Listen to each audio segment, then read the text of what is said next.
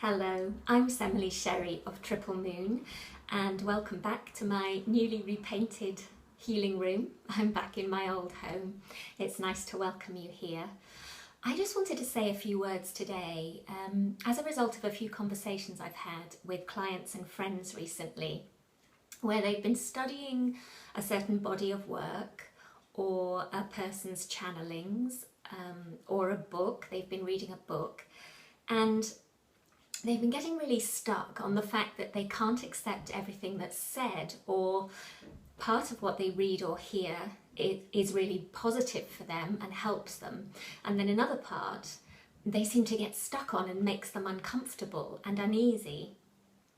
And so all I really wanted to say in this short video is to be selective. It's okay to be selective. You don't have to accept in any kind of spiritual teaching 100% of what you hear.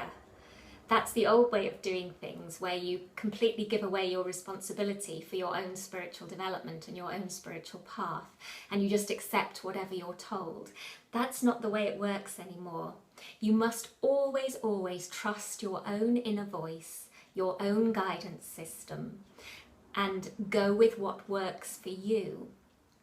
So if you read or hear something that resonates with you and uplifts you, and you feel your spirit kind of opening and expanding as you take that on board, then that's good. That should be part of your spiritual path. Adopt it, work with it until, well, for as long as it works for you. As soon as it begins to hold you back or limit you in any way, then you can just let it go.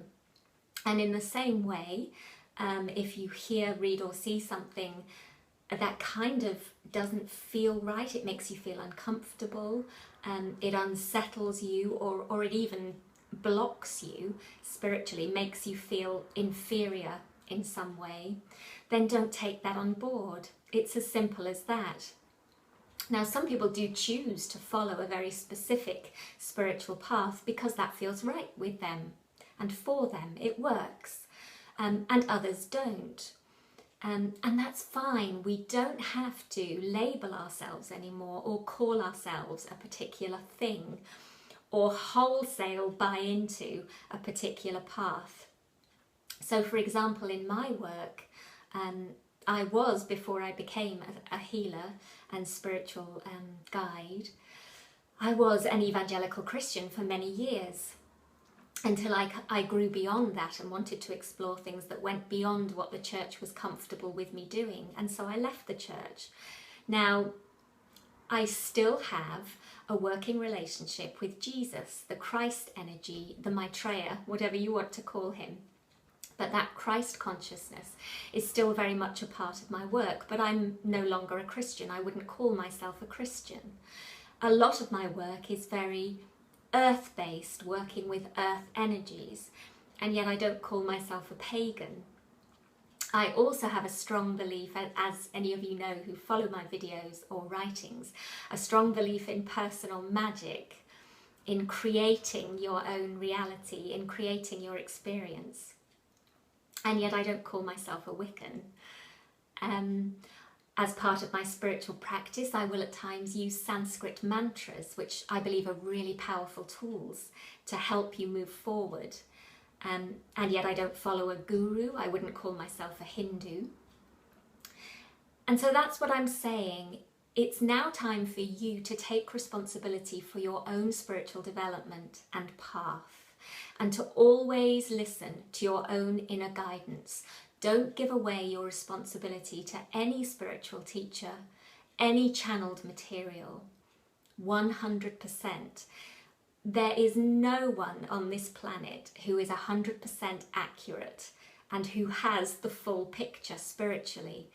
We all have that within us. We can all channel, we can all access spirit directly, and that's what we're being called to do now.